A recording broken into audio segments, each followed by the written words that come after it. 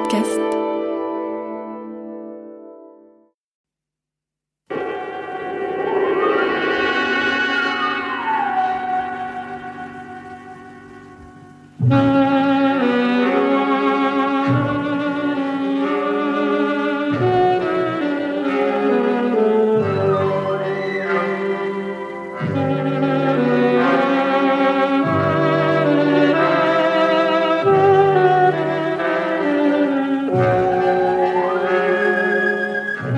Pierre Billard vous présente l'anthologie du mystère.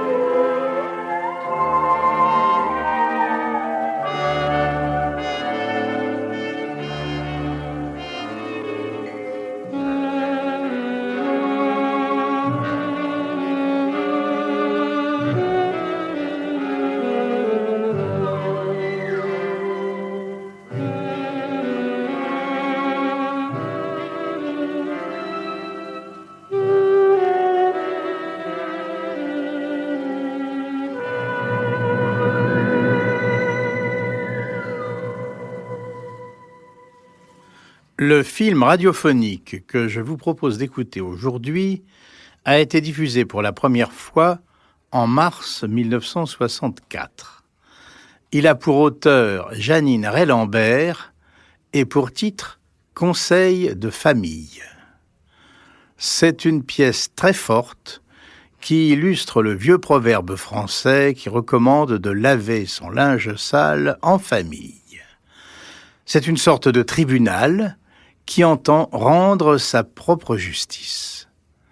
La famille, cellule sociale fondamentale, y apparaît comme un État dans l'État. Le dialogue très convaincant de Janine Rey-Lambert est ici admirablement servi par des comédiens de premier ordre, Robert Murzot, Jacques Morel, Laurence Weber, Marie-Jeanne Gardien, Jacqueline Rivière, André Var et Jacques Fonson.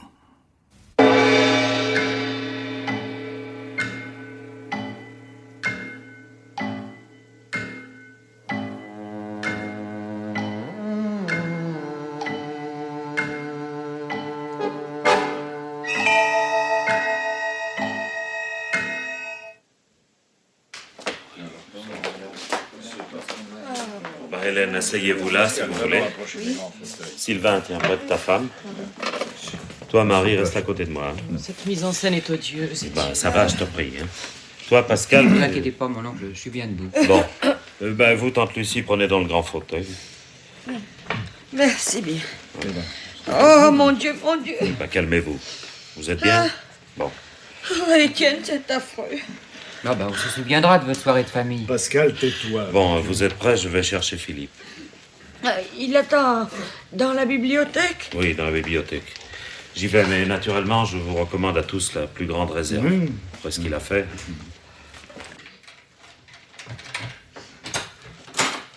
Philippe, tu peux venir.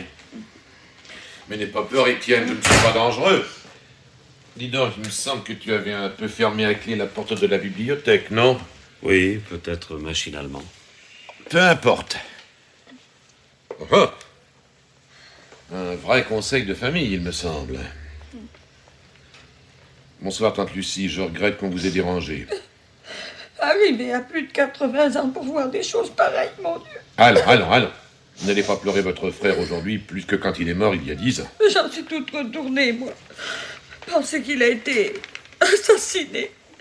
Et par toi, Philippe. Mais je vais m'en expliquer, ma tante. Non. Tiens, tu es là aussi, mon petit Pascal. Oui, son père et moi, nous avons beaucoup hésité, parce qu'après tout, il n'a que 19 ans. Il y a longtemps qu'il est majeur, hein, Pascal. Quand même, Étienne, j'aurais préféré que nous liquidions la question entre hommes. Toi, Sylvain et moi, les 3 frères. Oui, enfin, c'est fait.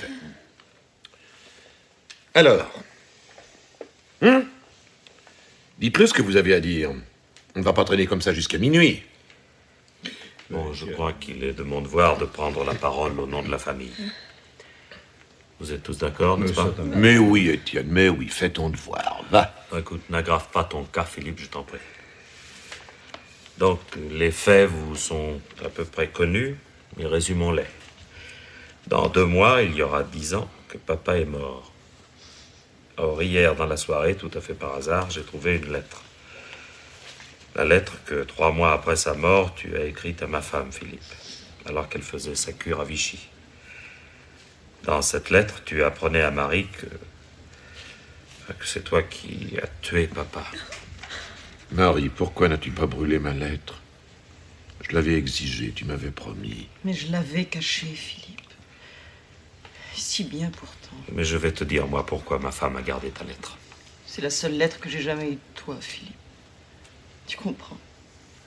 La seule. Et ce qui m'a permis d'apprendre également aujourd'hui l'amour que tu as porté à ma femme. Toutes les surprises et toutes les joies ensemble. Nous sommes vraiment comblés. C'est vrai, j'ai aimé Marie. Et c'est vrai, j'ai été pour quelque chose dans la mort de père. Bien, vous détenez une preuve écrite de ma main. La chance est avec vous, du côté des honnêtes gens. Alors, nous avons cru devoir réunir la famille. N'est-ce pas, Sylvain? Oui. Parce que nous découvrons cette affaire juste avant qu'il y ait prescription. Et ce n'est peut-être pas un hasard. Alors il y a un problème qui se pose à nous. vous pouvez en effet me dénoncer, la justice se mettra en branle. Oh non, Philippe. Laisse, Marie. Seulement avant, nous avons décidé de t'entendre, Philippe. C'est correct, il me semble, non? Très correct. Vous allez m'entendre, comme tu dis. Mais votre décision est déjà prise. Pour qui nous prends-tu, alors? Mais bien sûr, je sais que vous me dénoncerez. J'aurai bientôt 50 ans, il y en a au moins 40 que vous m'aurez d'envie de m'évincer. Vous n'allez pas perdre une si belle Mais occasion. tu es ridicule. Enfin, nous n'avons rien arrêté d'avance. Vous n'allez pas me demander de me suicider, hein? Non, te suicider, voilà, tu es fou. Oh mon Dieu, il ne manquerait plus que ça. Ça se fait quand l'honneur le réclame. Je me tire une balle dans la peau en ayant soin de laisser une lettre explicative pour le commissaire. La famille peut dormir sur ses 2 oreilles. Philippe, je te répète que nous n'avons envisagé aucune solution. Bah, reste donc les assises. En mettant les choses au mieux, je resterai sous les verrous jusqu'à la fin de mes jours. Mais vous avez pensé au scandale? Le scandale, il n'y aura pas de scandale en ce qui nous concerne. Non, tu ne portes pas le même nom que nous. Tu n'es pas un Favier, toi. Évidemment. Personne n'ignore que tu es né du premier mariage de maman. Et vous savez ce qu'on dira, Philippe? Mais non, ma chère Hélène, je n'en sais rien, moi. On dira que vous avez fait mourir un homme qui vous a aimé comme s'il avait été votre propre père. Mais oui, nous, dans cette affaire, nous n'avons rien à perdre.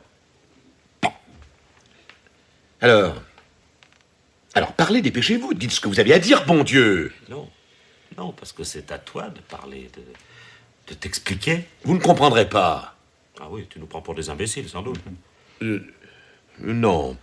Mais pour bien comprendre, il faudrait que chacun de vous puisse prendre ma place et revivre jour après jour les 2 années qui ont précédé la mort de père, telles que je les ai vécues près de lui, moi. Les événements des derniers jours ne justifieront rien pour vous. Enfin, nous avons tout de même le droit de savoir. Père avait du génie. Non, n'exagérons rien. Oui, hein. ça, Sylvain a raison, tu exagères. Il a eu la chance de faire quelques inventions étonnantes, d'accord. En général, les inventeurs meurent pauvres. Lui a récolté l'argent et la considération. Seulement, il n'avait pas vraiment fait d'études. Il avait tout appris sans effort. C'est ça le génie. Enfin, disons, un bricoleur très brillant en soi, mais tout de même un bricoleur, quoi. Je m'étonne quand même de t'entendre parler ainsi, Étienne. Ah, Je maintiens, père avait du génie. Mais du génie et un fichu caractère. Ça te va bien de prétendre ça, toi. Ne dites donc pas le contraire, il vous en a fait baver avec son autorité et il a eu raison. Bon, écoute, Philippe, assieds-toi. Tu vas pas aller venir comme ça toute la soirée, non? Écoutez, oui, vous me donnez mal au cœur. Je resterai debout si ça me plaît. Vous savez, aux assises, on dit toujours accusé, levez-vous. Eh bien, vous m'accusez et moi je vous réponds debout. Ah, je suis un accusé, oui ou non? Bon, ça va, n'en fais pas une histoire. Vous savez comme moi que père avait toujours eu un esprit extraordinairement lucide.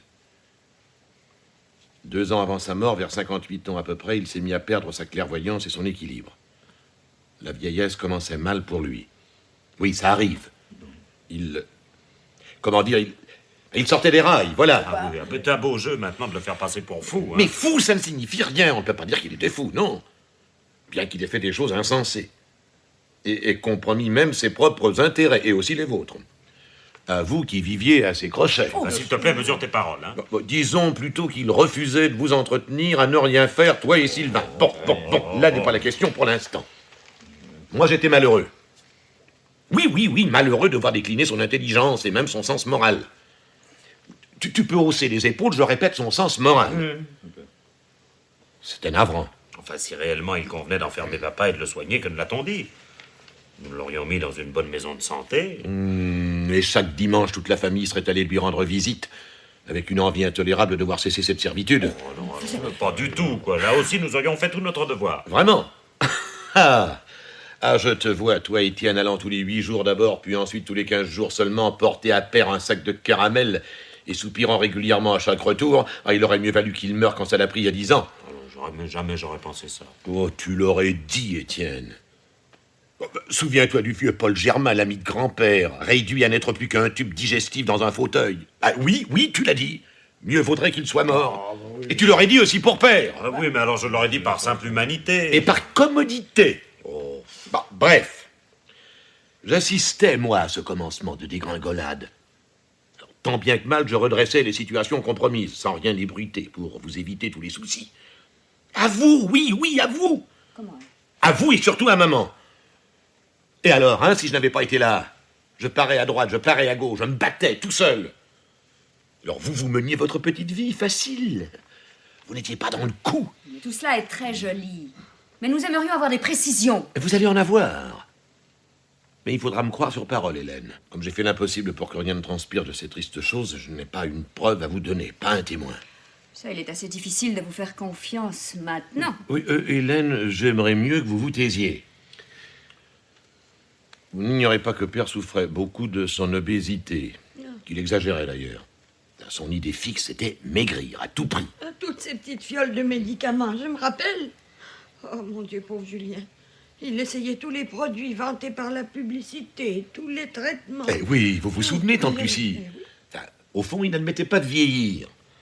Pour se prouver qu'il restait encore jeune, il essayait de séduire. Allez, voilà du nouveau. Mais non, Père s'est découvert soudain un certain goût pour les jeunes femmes. Alors tais-toi, c'est intolérable. Oh non, vous aviez beau vous mettre la tête sous l'aile, vous risquez bien un œil de temps en temps. Hélas, pour Marie elle-même. Philippe, je te supplie de te taire. Qu'est-ce que tu oses insinuer? Je te défends de mêler ma femme à cette histoire. Mais vous y êtes tous mêlés à cette histoire, comme tu dis. Maintenant, vous y êtes dans le coup. Ça vous plaise ou non? En tout cas, je trouve moi très mesquin de ta part de chercher à rabaisser, par des calomnies probablement, un homme qui n'est plus là pour se défendre. J'ai de quoi te clouer le bec, Sylvain. Ah oui. Oui. Reine d'Ancourt. Ça ne te dit rien? Reine d'Ancourt, non. Alors, voyons. Cette jeune femme qui baladait ses capelines roses et ses voiles fleuries dans ton sillage. Une artiste, elle aussi.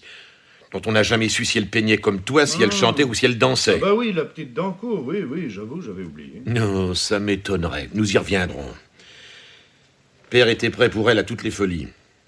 Dangereux retour de flamme que moi je surveillais sans trop en avoir l'air. Car ses colères devenaient terribles.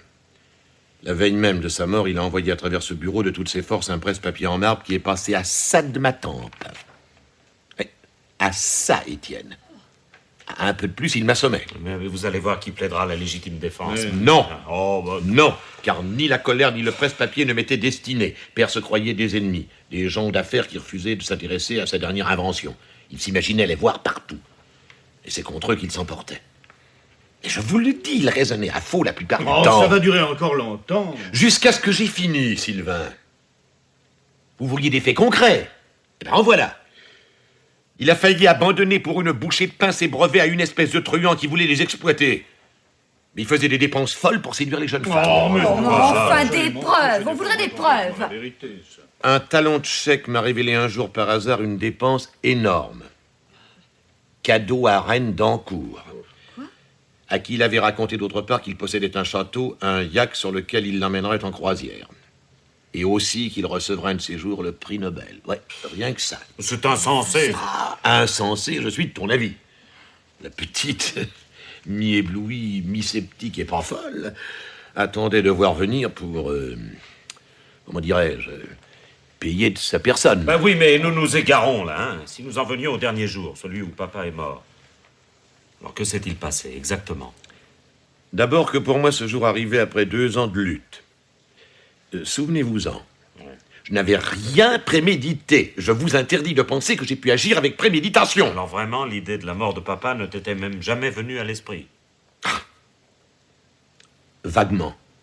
Ah. Oui, je m'étais dit que si la mort venait le frapper sans attendre, elle lui serait charitable. Mais la lui donner, moi, non, jamais. Et si je l'ai fait, c'est que ce jour-là, je me suis réellement senti impuissant à parer. Parer à quoi? C'est tellement grave? Oui.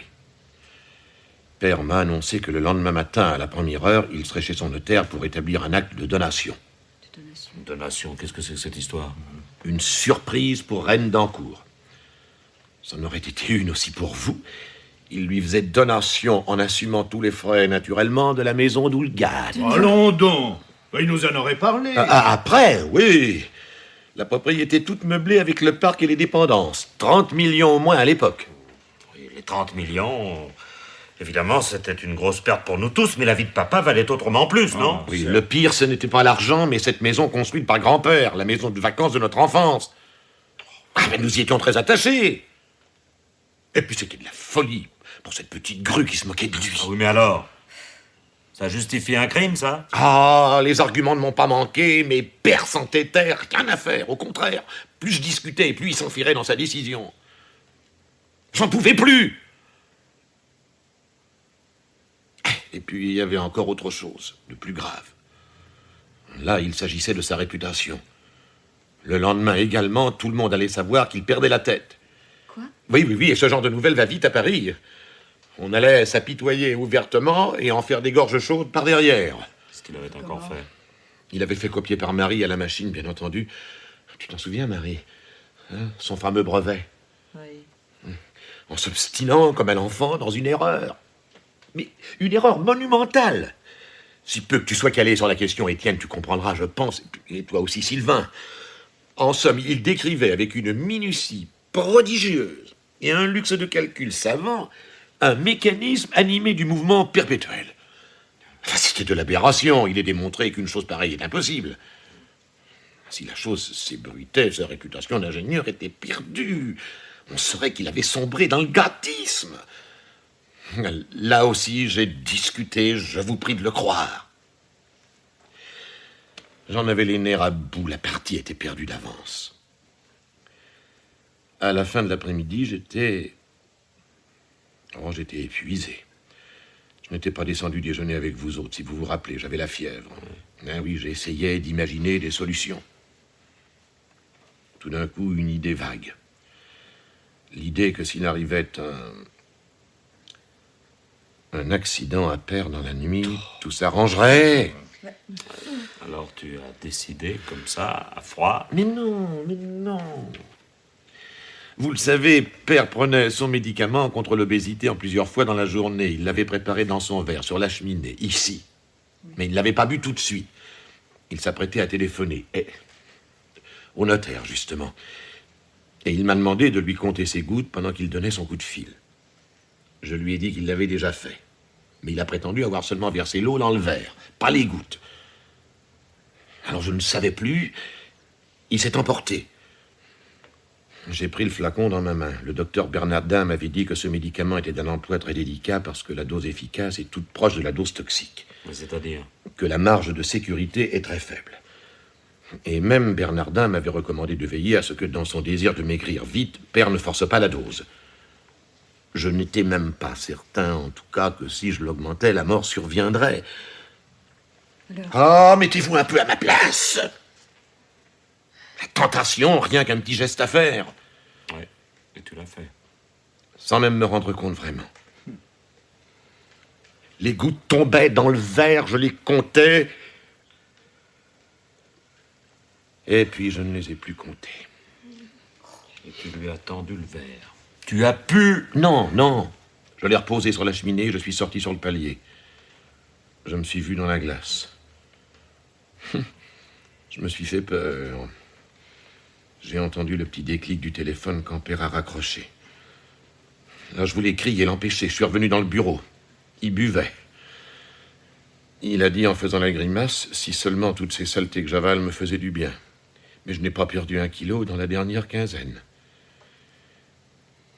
Et après, vous savez aussi bien que moi que l'angoisse et la fièvre l'ont pris quand il nous a rejoints pour dîner. Et puis il a dû se coucher, le coma et la mort quelques heures plus tard dans la nuit.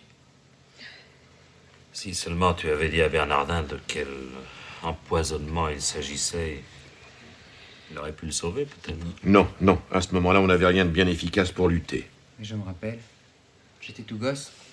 Ça m'est resté. Maman m'avait fait coucher, mais je me suis réveillé dans la nuit. Je me suis caché dans un coin du palier, en chemise. J'écoutais. J'entendais respirer grand-père. Il avait du mal. Après, quand il a été mort, je croyais toujours l'entendre, sa respiration. Moi aussi, Pascal, pendant des nuits et des nuits, j'ai cru l'entendre. Après. Voilà, vous savez tout. Non, enfin quoi, c'est incroyable, ça.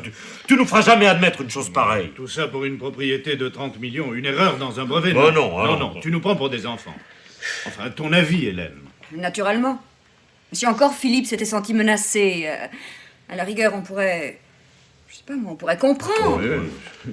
Mais là, alors vraiment, je ne lui vois aucune excuse. De toute façon, c'est abominable. Je vous avais bien dit que vous ne comprendriez pas. Mais tu nous donnes trop de bonnes raisons pour te justifier. Une seule suffit quand elle est vraiment irréfutable. Et encore, tu as beaucoup parlé, Philippe, mais tu ne nous as pas convaincus. Enfin, pas moi, en tout cas. Non, bah ça, plus, ni moi. certes pas. Bah, oui, allez, dis, je sais pas, moi, dis-nous au moins que tu regrettes, alors. Non, je ne regrette rien. Quoi? Je ne regrette rien. Et si c'était à refaire... Oh non, non. Ne dis pas ça. Ne t'inquiète pas, ma petite Marie. Si c'était à refaire, je recommencerais. Et cynique avec ça. Mais hein. tu es un monstre, Philippe. Crois-le si ça t'arrange. Mais enfin, je sais pas, moi, dis-nous que tu as des remords. Les remords d'un homme normal dans une telle situation, que tu as été très malheureux. Malheureux, oui. Mais des remords, non. Alors, quand tu as écrit à ma femme, c'était parce que le remords te pesait. Pas le remords. Le souvenir. Oui, je vous avertis, je ne changerai pas de position. Je n'ai pas juré en commençant de vous dire toute la vérité, mais je n'ai fait que cela, dire la vérité. Tant pis si elle vous déplaît. Écoutez, moi, je ne peux pas en entendre davantage, c'est insupportable, il se moque de nous, là. Écoute, puisque tu as décidé d'être odieux jusqu'au bout, puisque tu nous prends pour des imbéciles, tu n'auras plus à t'expliquer avec nous. Mais avec la justice. Voilà, tu entends, Philippe? Oui, j'entends. J'étais certain que de toute façon, vous avertiriez la police, je vous l'avais dit. Allez, faites vite. Vous êtes bien d'accord, vous tous, n'est-ce pas? Ah oui. Oui. Pas oui. moi. Oh, bah toi, Marie, je m'en doute. Moi non plus. Ton aise, mon petit Pascal, mais ça change rien. Bon, Sylvain, passe-moi l'appareil, nous allons réveiller la gendarmerie. Mais dépêche-toi, bon Dieu, donne-le ton coup de téléphone, qu'on en finisse. Rassure-toi, on viendra te cueillir. Allez, écoute, Marie, va pleurer ailleurs, hein, je t'en prie. Oh, et vous le laissez faire. Mais non, non, Étienne, écoute-moi, il faut que je te parle. Non, si seulement nous avions su la vérité sur la mort de papa quand c'est arrivé, nous n'aurions pas hésité une seconde. Nous aurions dénoncé Philippe tout de suite. Peut-être te serais-tu livré toi-même à la police, hein? Alors je ne vois pas, parce que 10 ans ont passé, que ça change quoi que ce soit. C'est pas libre. Oh, c'est pas libre. Oh, mon Dieu. Oh, mais il ne perd rien pour attendre. Hein. Qui sait? Vous avez de pauvres gueules. Et ça, maintenant, des insultes. T'es complet, hein, je t'assure. Si vous pouviez être dans ma peau et vous voir tel que je vous vois. Pauvres gens. Oh, dis donc, et toi, Vous alors êtes des pauvres gens! Ça vous va bien de me juger. Mais il nous attaque, ma parole. Censé. Et votre conduite, à vous? Hein? Quoi? Si nous en parlions un peu. Comment ça, c'est pas notre conduite? Tu te permets, toi? Nous n'avons rien à nous reprocher, nous. Oh, vous n'avez pas tué père, vous. À moi était réservée la sale besogne. Mais il ne vous a manqué que l'occasion pour être des coupables. Et vous avez profité de sa mort plus que moi. Bah, décidément, hein. Je vous dirai ce que j'ai sur le cœur. Oh, ça me fait mal d'entendre crier comme ça.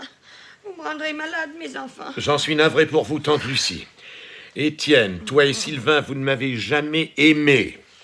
Tu jubiles en ce moment parce que tu crois me dominer. Eh ben, profites-en. Tu vas devenir l'aîné à ma place. Quel bonheur. Oh, bah ça, on l'a su que tu étais né avant nous. Oui, et pas du même père, vous me l'avez fait assez remarquer. Tous les deux, vous m'avez mis à part dès l'enfance. Vous étiez jaloux. Toi surtout, Étienne. Vous n'avez fait que me tolérer. Moi, je vous supportais, nous sommes quittes. Tu y es pas du tout. Je t'assure que jusqu'à ce soir, Philippe, je t'aimais bien. Mais oui, et aussi tu aimais bien Père.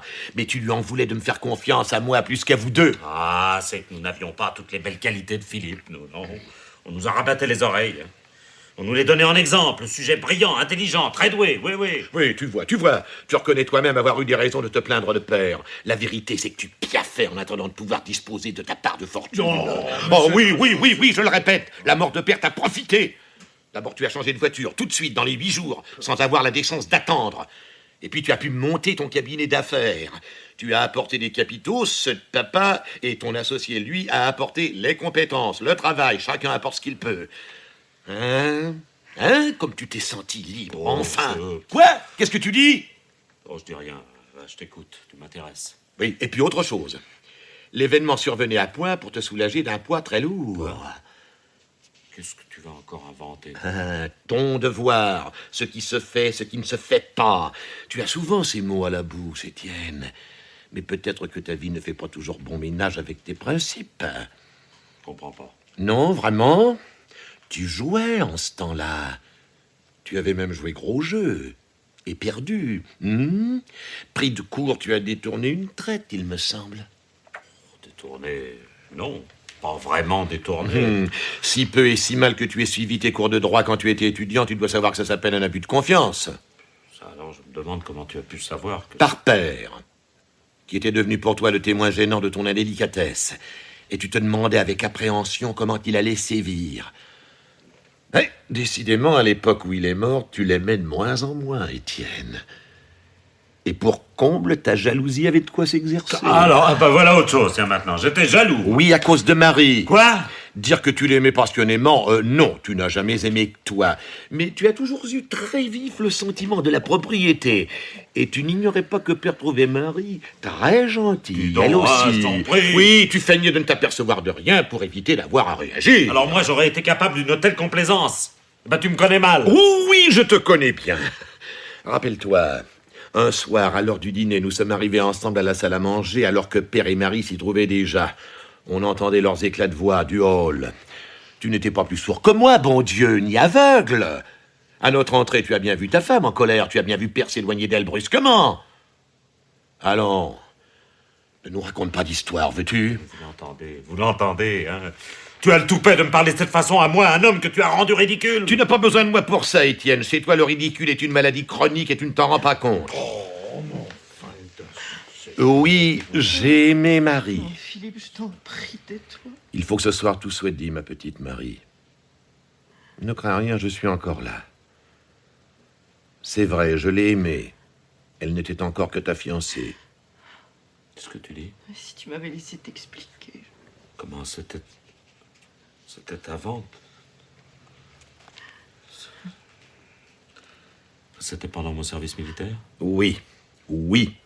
Cet été-là, tu n'étais donc pas avec nous tous à Oulgat. Marie avait 20 ans, elle était ta fiancée et tu n'étais pas là. Elle s'ennuyait un peu en vacances. Non, Philippe, non, tu peux pas leur dire. Un jour, on s'était ennuyés tous les deux un peu plus que d'habitude. Vers le soir, je l'ai emmené en voiture sur la colline de Sarlabo. Tu connais? Les guides signalent à cet endroit un joli point de vue à admirer, avec raison d'ailleurs.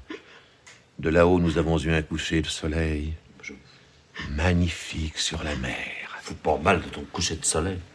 Il y avait entre les nuages des rayons comme sur les images de piété. Oui, bon, alors. Je t'explique l'atmosphère. Bref, sous prétexte d'une panne, nous sommes redescendus très tard à Oulgat ce soir-là. Je pense que j'ai rien su, j'ai rien deviné. Décidément, tu ne réussis qu'avec un associé en amour comme en affaires. Oh, dis donc. Mon pauvre Étienne, tu ne sais rien faire tout seul. Je saurais bien tout seul te casser les reins, t'inquiète pas. Faire condamner celui qui a empoisonné ton père, au fond, tu t'en fiches bien. Ce que tu cherches, moi, je vais te le dire. Te venger de ne pas avoir été aimé le premier, voilà ce que tu veux. Mais tu me le paieras. Oh, lâche-le, Étienne, vous n'allez pas venir aux mains. Ah, une bagarre dans la famille, vraiment, il manquait plus que ça. Mais quand tu auras cogné sur Philippe, hein, à quoi ça nous avancera? Sylvain a raison, je ne veux pas me battre avec toi. Assis, Étienne! Je n'ai pas terminé. Mais moi non plus, j'ai pas terminé. Marie, tu retourneras dans ta famille. Je ne veux plus de toi chez moi, tu entends, dès demain? Comme tu voudras. Je suis de l'avis d'Étienne pour une fois, Marie. Il faut que tu partes. Je te le conseille. C'est ça se permet de donner des conseils. Tu n'as rien à voir dans cette affaire, Marie. Oh, ce n'est pas toi qui aurais souhaité la mort de père.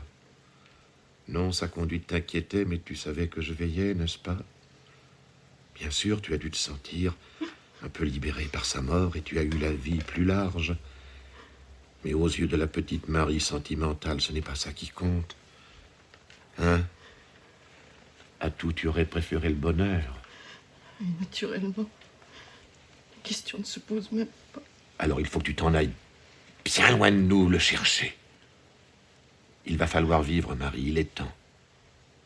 Tu auras bientôt 40 ans, je crois, mais tu es restée une jeune fille. Tu n'as pas vécu ta jeunesse. Qu'est-ce qu'il ne faut pas entendre? Oh, c'est très joli de cultiver le souvenir de nos fameuses vacances, Marie, ça ne suffit pas. Pour une foule de raisons, tu t'es laissé épouser par Étienne que tu n'aimais guère. Tu pratiques la politique de la torture, entrant les pattes et la tête sous la carapace pour offrir le moins de prise possible au danger. C'est fini, Marie. Échappe-toi. Voyage. Cherche pour te rattraper un jeune homme qui ressemble un peu à celui que j'étais. Crois-le quand il te dira qu'il t'aime pour toujours et essaie d'être heureuse avec lui 3 mois, peut-être 6 mois, qui sait, avec un peu de chance. Il va falloir vieillir, Marie, et devenir une femme de ton âge. Ah, et elle pleure, cette idiote, hein. Quant à toi, Philippe, alors là, je t'admire. Ah, je t'admire parce que maintenant, je t'écoute par curiosité. Vraiment, tu es inouï. Moi, je trouve invraisemblable que tu le supportes.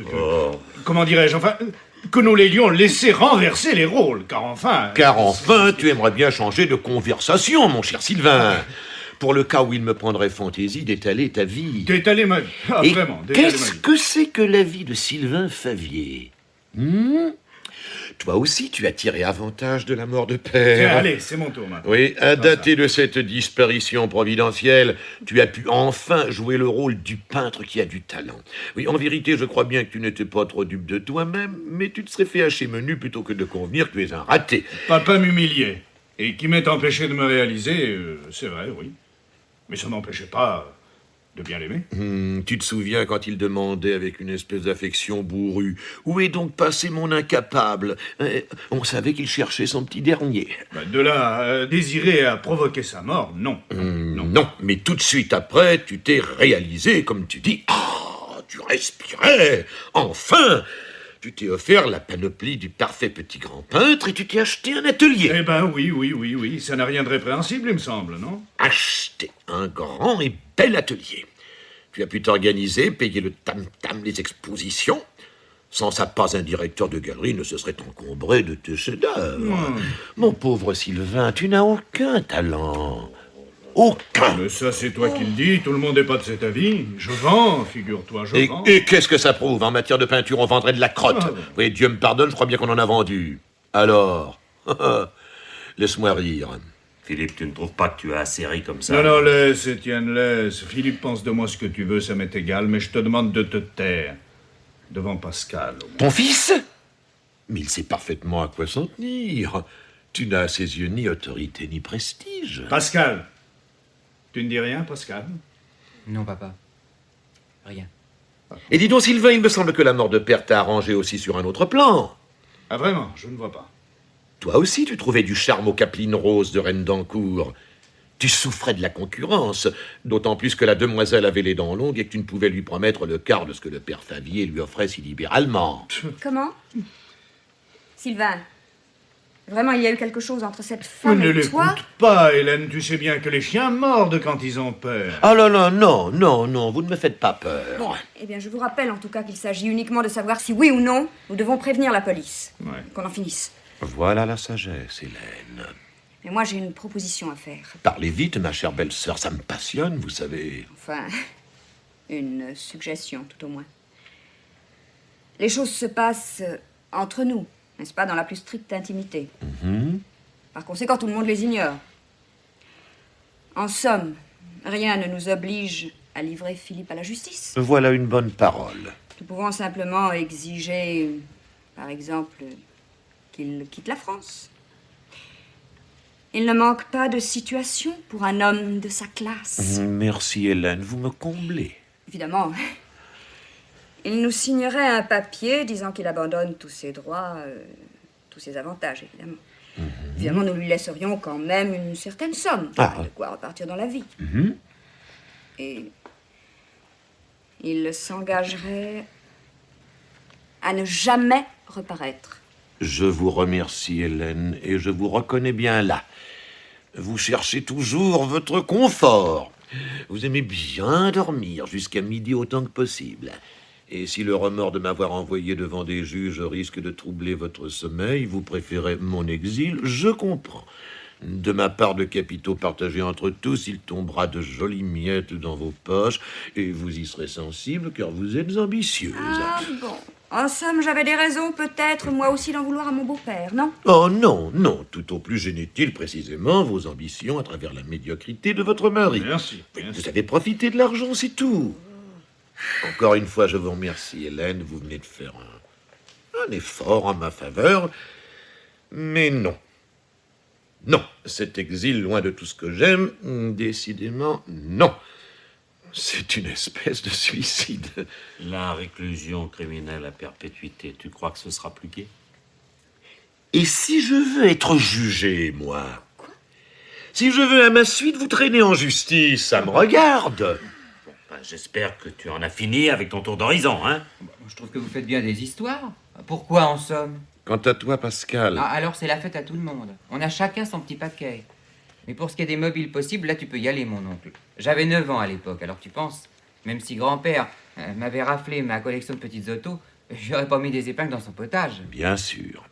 Naturellement, moi je suis comme tout le monde. La mort de grand-père, j'en ai profité. Oh, alors, Pascal, Bah mon si, petit papa, faut être franc, quoi.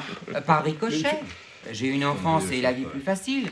Tout ça parce que grand-père est mort il y a 10 ans. Oh, écoute, Pascal, je t'en prie. On dit, maman, on m'a fait venir, je dis ce que je pense, moi, quoi, j'ai le droit. Ce petit a l'esprit complètement faussé. Par rapport à quoi? Non, ça suffit. Tais-toi. Enfin, tante Lucie, c'est pas votre avis? Pourquoi vous dites rien? Ah, moi, mon petit, tu sais, je ne souhaite la mort de personne, mais je pense que tout crime doit se payer un jour. Voilà. Oh, je ne vous espérais pas moins attaché à vos principes, tante Lucie. Mais enfin, pourquoi me regardes-tu comme ça, Philippe? Tu ne peux rien trouver à me reprocher, à moi, une vieille femme sans défense.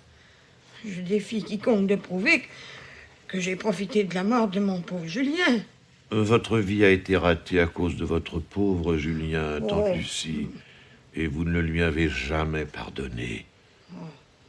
Votre mère à tous deux est morte jeune. Vous aviez 12 ans de plus que votre frère. C'est vous qui avez eu la charge de l'élever. Quel poids sur votre jeunesse. Ah, c'était pas bien gai, évidemment. Mais enfin... Vous n'étiez pas très jolie. Ah, c'est vous qui me l'avez dit. Et trop de soucis mal supportés, cela donne des rides trop tôt. Vous paraissiez plus que votre âge. Sur la plage d'Oulgat, rappelez-vous, Julien passait pour votre petit garçon. Et les jeunes gens ne s'approchaient pas de vous. Un soir que vous aviez pris trop de cerises à l'eau de vie, vous m'avez même dit à moi, tante Lucie, que vous haïssiez Julien. Moi, t'ai dit ça. Oui, un alcool de dame, les cerises à l'eau de vie, mais c'est traître. Il y en a qui ont le vin triste ou gai. Vous, vous avez l'alcool confidentiel. Mon Dieu, mais qu'est-ce que j'ai bien pu te raconter? J'avais perdu la tête, probablement, si tu m'avais fait boire. Votre joie visible, tante Lucie, à la mort de père, ça a été de lui survivre. Ça vous aurait tellement embêté, avouez que ce soit le pauvre Julien qui aille à votre enterrement, à vous. Ah, peut-être, mais c'est une maigre compensation. Il n'était plus temps pour moi de me faire une vie. Une vie pas brillante, la vôtre. Mais vous y tenez, n'est-ce pas? Et vous mettez un point d'honneur et aussi une certaine coquetterie à la prolonger. Parce que si vraiment vous devez retrouver Julien dans l'éternité, que ce soit le plus tard possible, hein, tante Lucie? Tu n'as pas tout à fait tort, mais de là à l'empoisonner... Bien sûr, cependant... Oui, bon, c'est assez, hein. T'as vraiment le génie de retourner les situations à ton avantage, toi. Enfin, du moins, apparemment. Alors, bref, résumons. Vas-y. J'aime tellement quand tu résumes, Étienne. Nous sommes des monstres et toi un petit singe. Tu as tué papa, mais ça nous a épargné de le faire. En somme, nous te devons tout. Pas tout, mais beaucoup. Je n'aurais pas eu l'indélicatesse de le faire remarquer moi-même, et puisque tu le dis. En effet, Étienne, depuis 10 ans, c'est moi qui m'occupe des affaires créées par père. Vous touchez intérêts et bénéfices. Par ma bonne gestion, je vous ai encore enrichi. Bon, c'est ça, tous profiteurs et tous coupables, d'accord. Ah, le joli tableau de famille. Si les gens nous épiaient par le trou de la serrure, ils fuiraient épouvantés. Oui, sans penser que s'ils fouillaient un peu dans leur propre famille, ils découvriraient, sans doute pas des crimes, mais pas mal de petites saletés qui ne valent guère mieux. Au moins, il y a dans la nôtre quelque chose de miraculeux. Ah, quand même. Ah, nous avons cette chance. Oui. Ah, bon. Oui, il y a Marie. Marie. Oui, peut-être est-ce une loi d'équilibre, et qu'il faut d'un côté pas mal de choses sordides pour permettre qu'il y ait de l'autre une Marie. Une seule. Bon, bah laisse ma femme tranquille. T'as suffisamment amusé ton public. En attaquant tout le monde, tu t'es découvert toi-même. Parce que tu t'es cru malin, mais t'as joué contre toi. Alors? Ben alors, pour nous résumer... Oh, encore? Philippe a empoisonné papa pour ne pas perdre la propriété d'Oulgat qui valait 30 millions. De plus, il était jaloux. Il n'a pas cessé d'aimer Marie et ils se trouvaient tous deux en quelque sorte en rivalité. Voilà, débarrassés de toute littérature, les deux mobiles qui l'ont poussé. D'ailleurs, il n'aimait pas son père. Ah non, tante Lucie! Non, vous ne pouvez pas dire ça. Si. Quand tu étais petit, Julien ne voulait pas que tu souffres de ne pas être vraiment son fils. Ah, tout ce qu'il n'a pas fait pour te choyer. Mon Dieu. Comme il était bon. Mais toi, tu lui en voulais. Parfaitement, tu lui en voulais. Tu lui en voulais d'être le mari de ta mère. Oui, bon, quand j'étais petit, c'est vrai, mais ça n'a pas duré plus d'1 an. Il a tellement bien su m'apprivoiser que je me suis mis à l'aimer d'une affection sans borne. J'admirais mon père. Ah, ça alors. Ça, c'est magnifique, alors. Eh ben, t'iras expliquer ça au juré, hein. Je l'admirais, alors je l'ai tué. Oui. Oh, Il y en a qui prennent le risque d'abréger les souffrances physiques d'un être aimé. Pourquoi ne ferait-on pas la même chose pour éviter la dégradation d'une intelligence? Je vous assure, je vous jure qu'il y a eu dans ma décision terrible une grande tendresse. Allez, maintenant qu'on en finisse. Vous me fatiguez. Préférez-vous vous consulter hors de ma présence? Comment allez-vous procéder en mettant des petits papiers dans un chapeau? T'as fini, oui. Ce sera très simple. Je pense que tout le monde est plus que jamais d'avis que la justice fasse son œuvre. Moi, je reste contre la dénonciation. Oh, bah Marie, naturellement. Et toi, Pascal, puis-je espérer que nous t'avons convaincu? Absolument pas. Ouais. Non mais qu'est-ce que vous vous cassez la tête avec des trucs qui datent de 10 et 20 ans? Bah, au fond, qu'est-ce qu'il y a de changé? Bon, enfin, mon petit, voyons... Non, laisse-moi parler. Donc le Philippe n'est pas dangereux. Oui, c'est pas un type qui a du vice. Un détraqué qui a envie de tuer les gens et qui recommence... Sait-on jamais, Ah, c'est pas un assassin, quoi. Si on n'avait rien su, qu'est-ce qui se serait passé ce soir? Une réunion de famille. Bon, on aurait joué au bridge, maman aurait offert des cerises à l'eau de vie à tante Lucie, on aurait mis des disques et on s'en porterait pas plus mal. Sans se douter de quoi que ce soit. Et alors? On sait. Bon. Eh ben, y a qu'à faire comme si on ne savait pas. Et puis continuer la vie, quoi. Et puis se dire que c'est la fatalité. Ah, sûr. Le grand-père devait mourir cette nuit-là. Et s'il n'était pas parti comme ça, eh ben, il serait parti d'autre chose. Merci, vieux Pascal.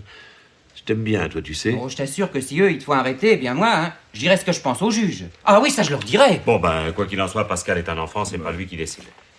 Puis il y a la loi, car les lois de la société, n'est-ce pas, on est punissable quand, ayant connaissance d'un crime, on ne le dénonce pas. Mais oui, Excepté pour les proches parents. Tu connais mal ton droit, décidément. Ah, les parents, c'est... Ah bon. Oui, bah ça, c'est possible. Enfin, peu importe. Hein, Sylvain, qu'est-ce que tu en penses? Mais... Remarque, étant donné l'heure tardive, nous pouvons aussi bien prévenir la gendarmerie seulement demain matin. Ah oui, ça, Hein? oui. Enfin, si tout le monde est d'accord. Oui. Vous avez attendu 10 ans, vous attendrez bien encore 10 heures. Alors que même, je connais personnellement le brigadier, et je peux peut-être lui rendre visite. Ah oui, ça sera plus correct. À moins que Philippe aille lui-même se constituer prisonnier. Ah mais non, ce serait trop facile, vous irez jusqu'au bout. Vous, j'y tiens. Marie, où vas-tu? Je m'en vais. Tu l'as dit, Étienne, tu ne veux plus de moi. Sois content, dès ce soir, je disparais. Je ne veux pas passer une nuit de plus dans cette maison. Eh ben, à ton âge, je ne te retiens pas. Tu peux faire tes valises. Je ne vous supporterai pas 1 heure de plus. Vous êtes révoltant. Vous m'écœurez. Il se peut dire. Philippe, je n'ai jamais aimé que toi. Oh non, écoute, je t'en prie, hein. Marie, Il n'y aura plus rien dans ma vie. C'était une folie de garder ta lettre. Je ne me le pardonne pas. Sans moi, tu serais bien tranquille ce soir. Je pensais qu'il va falloir tout dire en public devant un tribunal, étaler toute notre vie, et la mienne. Non, c'est au-dessus de mes forces. Philippe, je voulais te dire que je ne témoignerai jamais contre toi. merci Marie. Et maintenant, laissez-moi passer. Mais attends, t'écoutes. Non, mon petit Pascal, je t'en prie, laisse.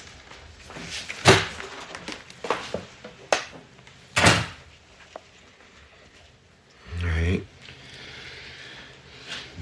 Vous avez pris une responsabilité terrible. Vous en ai dit assez pour que, moi, sous les verrous, votre vie soit un enfer. Moi, demeurant dans cette maison et ayant l'air d'oublier, l'existence aurait repris peu à peu pour chacun de nous, telle qu'elle était encore ce matin.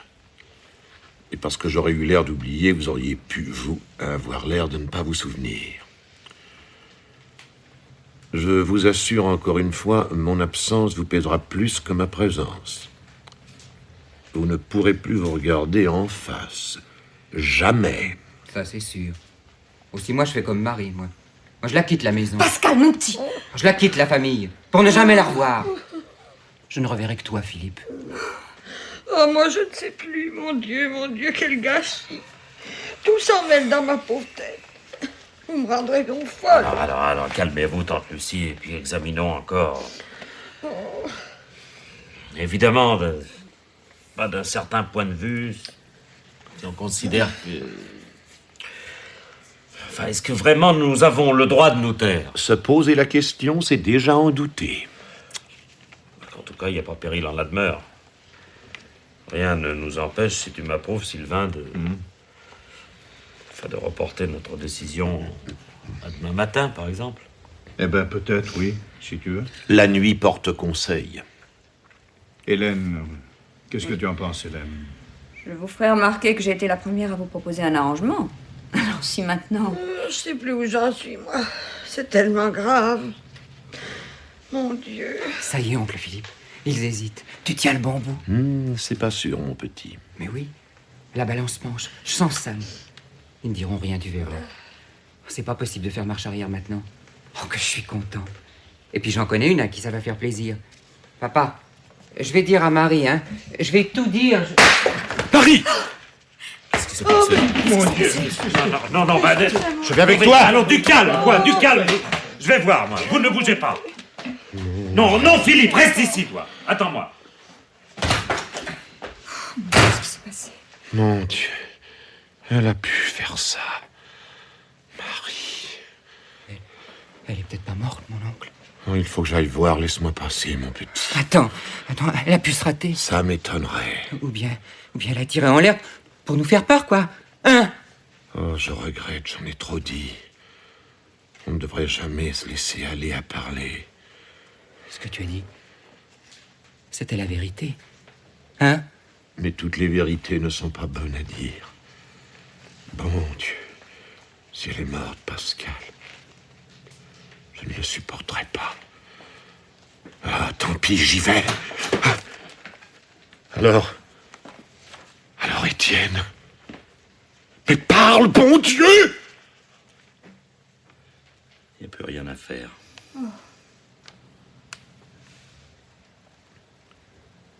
Demain matin, j'irai moi-même à la gendarmerie.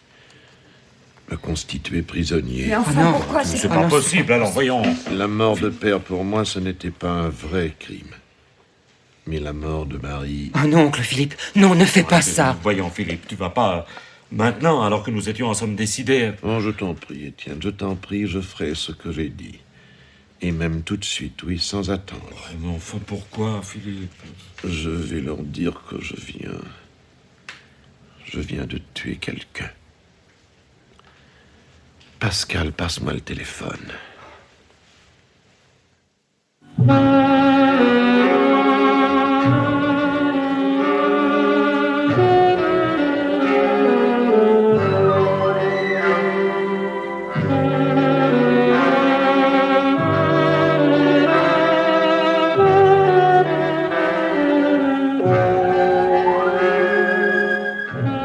Conseil de famille. Ce film radiophonique de Jeannine Rey-Lombert avait pour interprètes Robert Murzeau, Jacques Morel, Laurence Weber, Marie-Jeanne Gardien, Jacqueline Rivière, André Var et Jacques Fonson.